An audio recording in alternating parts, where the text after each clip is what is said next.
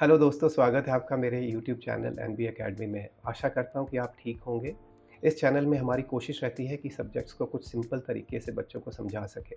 हमने पिछले 2 लेक्चर्स में देखा कि बेसिक अकाउंटिंग टर्म्स क्या है और उसके बाद हमने कोशिश करी ये समझने की कि अकाउंटिंग है क्या और इसका थ्योरी बेस क्या है। आज हम बात करेंगे अकाउंटिंग कंसेप्ट्स एंड कन्वेंशंस के बारे में। अब बात करते हैं कि ये कंसेप्ट का मतलब क्या होता है। तो बेसिकली कंसेप्ट जो होता है वो होता है कि अजम्पशंस क्या है जब हम कुछ करने जा रहे हैं। तो जैसे हमने बात करी साइंस में भी जब एक्सपेरिमेंट्स होते हैं तो उनमें कुछ अजम्पशंस ली जाती हैं। तो इसी तरह जब हम अकाउंटिंग में रिकॉर्ड करते हैं बुक्स में तो हम कुछ अजम्पशंस लेके चलते हैं जिसके बेस पे ये अकाउंटिंग डिपेंडेंट होती है। तो उसी को हम कह देते हैं कंसेप्ट्स। और अगर कन्वेंशंस की बात करें तो कन्वेंशंस का बेसिक ऑब्जेक्टिव ये होता है कि रोज़मर्रा ज़िंदगी में या फिर जो हमारी आदतें हैं उससे हम क्या करते हैं, मतलब predominantly all over the world किन चीज़ों को एक्सेप्ट कर लिया गया है या किया जाता है which are not there in the concept, मतलब डिफाइंड नहीं है। लेकिन कन्वेंशंस ये कहती हैं या गाइडलाइंस ये कहती हैं या यूजेज ये कहती है कि इसको इस तरह से किया जा सकता है। तो इसको इन टर्म्स को हम कंसेप्ट्स एंड कन्वेंशंस कहते हैं।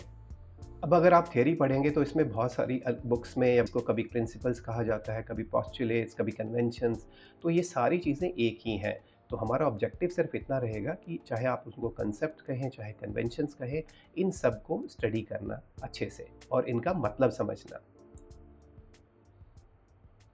तो पहला जो है यू कैन से कंसेप्ट, वो आज हम स्टडी करेंगे। इसका नाम है बिजनेस एंटिटी कंसेप्ट।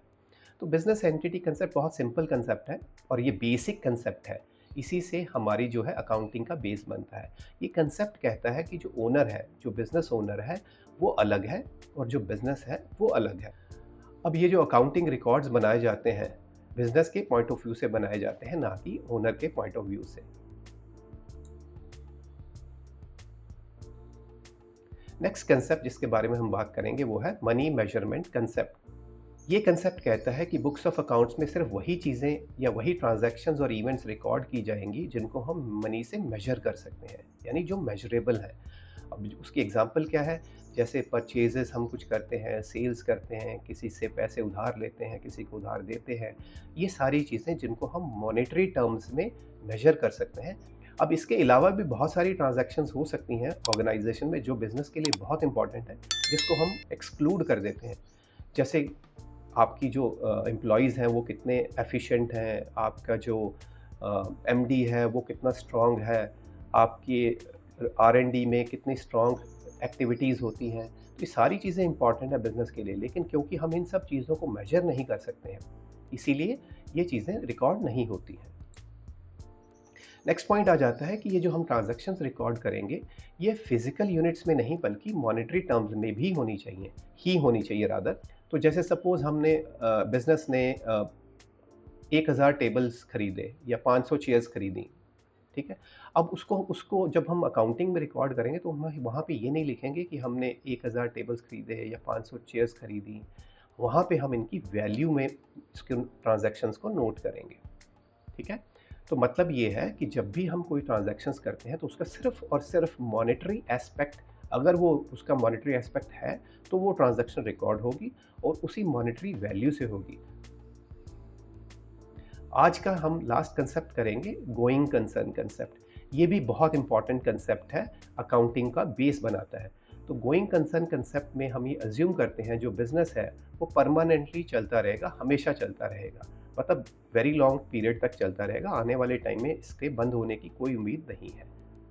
ये इम्पॉर्टेंट अजम्पशन इसलिए है क्योंकि इसी अजम्पशन के बेस पे हम बुक्स ऑफ अकाउंट्स में एसेट्स की वैल्यूज़ डालते हैं। जैसे सपोज़ हमने आज एक फर्नीचर खरीदा, हमारे लिए वो एसेट है।